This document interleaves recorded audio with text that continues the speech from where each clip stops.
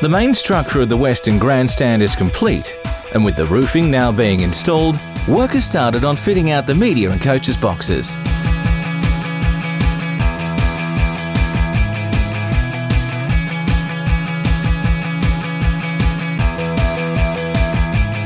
The northern stand and the eastern stand are also nearing completion, with the last of the steel structures almost in place.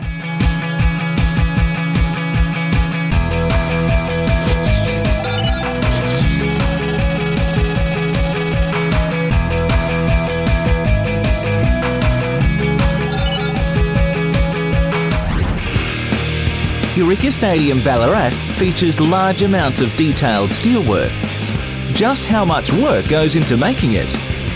We take the drawing from the engineering and the architects. We then work with them and we produce our shop detailed drawings, which we then use to make the structural steel. The machinery that we have here to process the steelwork for Eureka Stadium is state of the art. The main machine that we have is only one of 5, I believe, in Australia.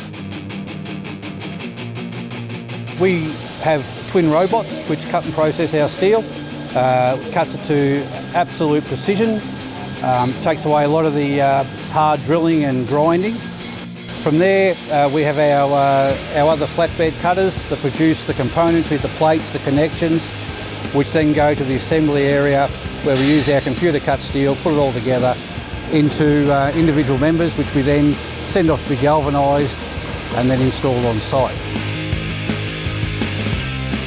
The advantages of hot dip galvanising Eureka Stadium were one, the durability as opposed to paint, the life cycle from years to maintenance. So for the process, once it arrives to our facility, it'll go through a pre-treatment, then goes through a dryer and then into the molten zinc, which is basically the galvanising process. Then goes into a water quench, so that can be slow the oxidisation down, and then it's basically on the truck and then back to Ballarat. The grade of steel, it's all 350 grade steel. The thicknesses all vary depending on what the members are doing. Obviously in the Western Grandstand, which is the largest component of the stadium, is also the largest steel members.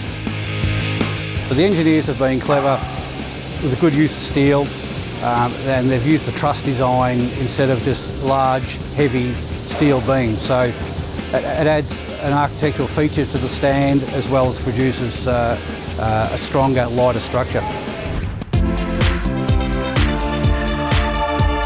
In the next video, we'll bring you more interesting information and chat with Ballarat's Mayor about what this project means to the city of Ballarat.